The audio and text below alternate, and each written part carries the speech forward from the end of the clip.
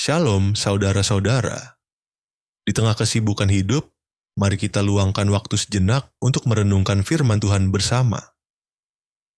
Hari ini kita akan menyelami tema orang berdosa yang dibasuh dalam kematiannya. Berdasarkan Yohanes pasal 9. Di suatu hari, Yesus berjalan melewati seorang yang buta sejak lahir. Murid-muridnya lalu bertanya, "Rabi, siapakah yang berdosa, orang ini atau orang tuanya, sehingga ia dilahirkan buta?" Pertanyaan ini bukan hanya tentang kebutaan jasmani. Ini adalah gambaran tentang kita semua. Karena seperti orang itu, kita pun dahulu lahir dalam dosa. Sejak lahir, kita tidak dapat melihat kebenaran, kita tidak dapat mengenal Allah karena dosa itu. Firman Tuhan dalam kitab Roma pasal 5 ayat 13 mengatakan, bahkan sebelum Taurat diberikan lewat Musa, dosa telah ada di dalam dunia. Kebutaan rohani ini telah melanda umat manusia sejak kejatuhan Adam. Dan kita, tidak terkecuali, adalah bagian dari kisah itu. Tapi Yesus menjawab kepada murid-muridnya, bukan dia dan bukan juga orang tuanya yang berdosa, melainkan supaya pekerjaan-pekerjaan Allah dinyatakan di dalam Dia. Yesus tidak datang untuk menyalahkan kita atau menuding kita. Tetapi Ia konsisten melakukan apa yang Ia dengar dari Bapa. Itulah kasih Bapa. Begitu pula dengan kita. Hidup kita hari ini adalah hidup oleh iman kepada Kristus Yesus Tuhan kita. Kita yang telah diselamatkan, dipulihkan, adalah bukti bahwa Tuhan masih bekerja di tengah-tengah kita. Yesus berkata, selama masih siang, kita harus mengerjakan pekerjaan Dia yang mengutus aku. Akan datang malam di mana tidak seorang pun dapat bekerja. Selama aku ada di dunia, akulah terang dunia. Siang adalah saat kesempatan saudara dan saya, yaitu hari ini, saat terang masih bersinar dan anugerahnya masih terbuka untuk kita. Tetapi malam adalah saat hidup kita mencapai ujung ataupun mungkin Yesus datang kembali. Karena itu, selagi terang masih ada, marilah kita bekerja. Pekerjaan di bidang apa saja yang Tuhan sudah berikan kepada saudara-saudara. Kalaupun belum, mintalah kepada Bapa kita yang selalu bermurah hati, sebab Dialah yang memelihara kamu. Bekerjalah dengan menyadari bahwa Tuhan yang memberi kekuatan, hikmat, kebijaksanaan dalam pekerjaan yang kita lakukan. Lalu Yesus melakukan hal yang tidak biasa. Ia meludah ke tanah, mengaduk tanah itu dengan ludahnya, dan mengoleskannya pada mata orang buta itu. Kenapa Yesus harus meludah ke tanah, mengaduk, dan mengoleskan? Karena di balik tindakan itu ada pesan yang Tuhan mau sampaikan. Tanah adalah media yang Tuhan kutuk oleh karena perbuatan manusia.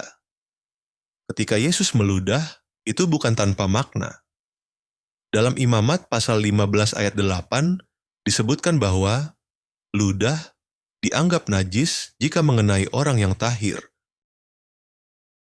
Orang-orang Farisi sebagai ahli Taurat memahami hal ini.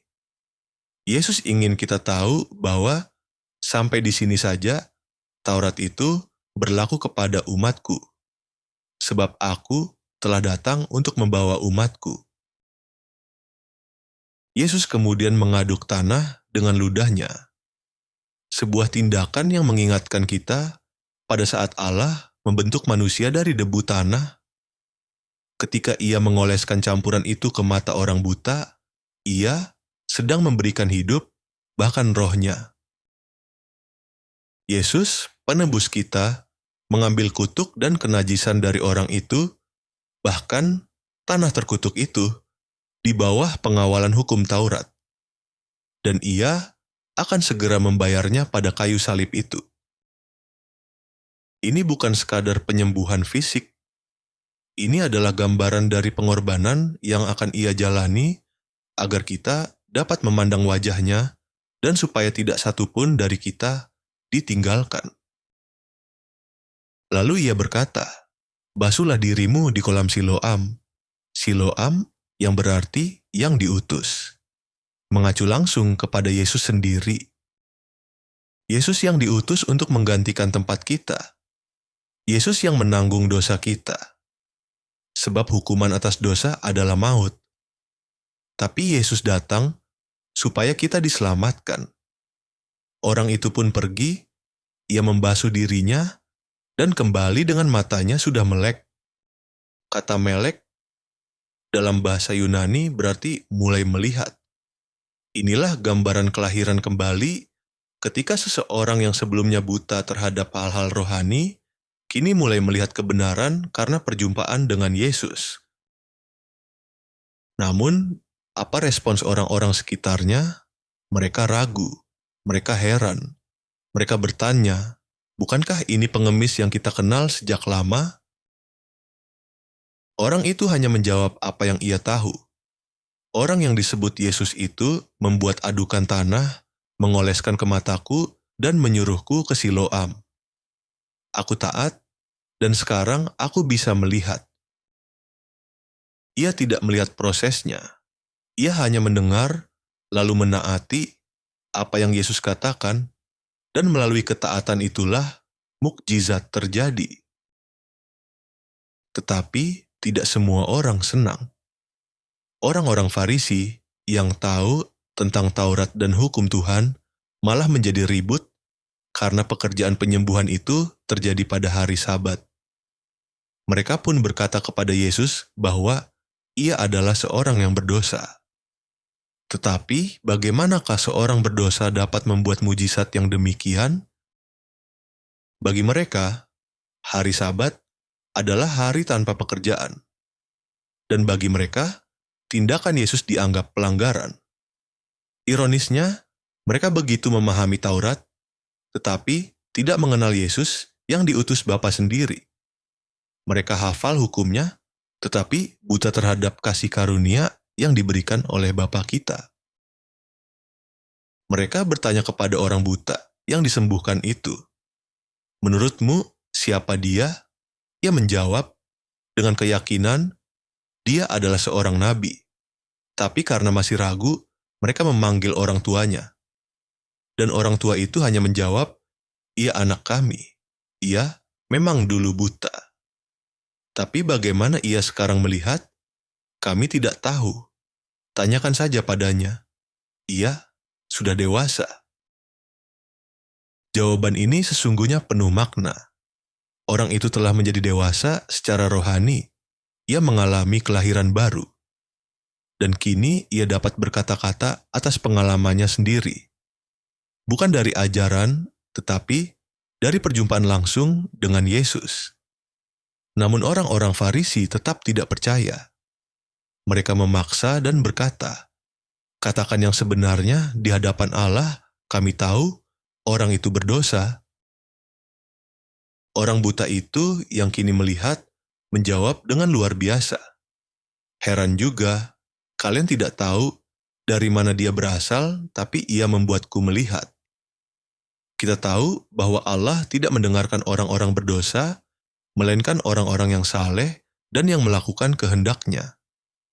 Sejak zaman dahulu, tidak pernah terdengar ada orang yang menyembuhkan mata orang yang lahir buta jika orang itu tidak datang dari Allah."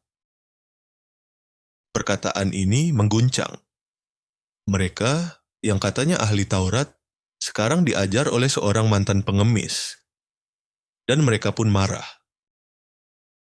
Orang ini tidak punya latar belakang religius, tidak bersekolah di bawah ajaran para rabi, tetapi ia memiliki kesaksian nyata. Ia mengalami perjumpaan langsung dengan Mesias, yaitu Yesus Tuhan kita. Dan ia bertanya, "Siapakah dia Tuhan? Supaya aku percaya kepadanya." Yesus menjawab, "Engkau bukan hanya mendengar tentang dia, engkau sedang melihat dia. Dialah yang berbicara denganmu saat ini." Orang itu pun bersujud dan berkata, "Aku percaya, Tuhan." Lalu sujud dan menyembah kepadanya. Dan inilah inti dari semua itu. Dan kepada orang Farisi yang bertanya, "Apakah itu berarti kami juga buta?" Yesus menjawab, "Kalau kamu buta, kamu tidak berdosa. Tapi karena kamu berkata, 'Kami melihat,' maka dosamu tetap ada." Yesus datang bukan untuk orang yang mengaku melihat, tetapi Ia datang untuk orang yang buta atau berdosa. Yesus datang bukan untuk orang yang merasa cukup, tetapi Ia datang bagi yang mau dirinya untuk diselamatkan. Saudara, kita semua pernah hidup dalam kegelapan, tapi hari ini, jika kita mau mendengar suaranya, janganlah keraskan hatimu. Jika kita mau percaya kepadanya, maka kita akan mengalami mukjizatnya. Kita akan melihat terang, dan terang itu adalah Kristus Yesus, Tuhan kita. Saudara-saudara, mari kita tidak perlu menjadi seperti orang Farisi yang tahu banyak tetapi tidak percaya kepada pekerjaan anaknya yang diutus oleh Bapa. Melainkan, marilah kita menjadi seperti orang buta itu yang mau mendengar dan taat, sehingga kita akhirnya melihat kuasa-Nya bekerja di dalam kita. Karena hanya dalam nama Yesus saja yang buta menjadi melihat. Dan kita yang berdosa ini dibasuh dalam kematian-Nya. Haleluya. Mari kita berdoa. Terima kasih ya Bapa, kami boleh melihat, mendengar, dan merenungkan firman-Mu yang Engkau berikan kepada kami. Kami percaya tidak satu pun dari kami anak-anak-Mu yang Engkau tinggalkan, sebab Engkau baik. Engkau yang akan menuntun kami hari demi hari di sepanjang hidup yang kami jalani dengan kasih setia-Mu. Berkati kami, umat-Mu, milik kesayangan-Mu. Di dalam nama Yesus Kristus, penebus kami yang hidup, kami bersyukur dan berterima kasih kepadamu Bapa yang berada di dalam kerajaan-Mu di sorga. Amin.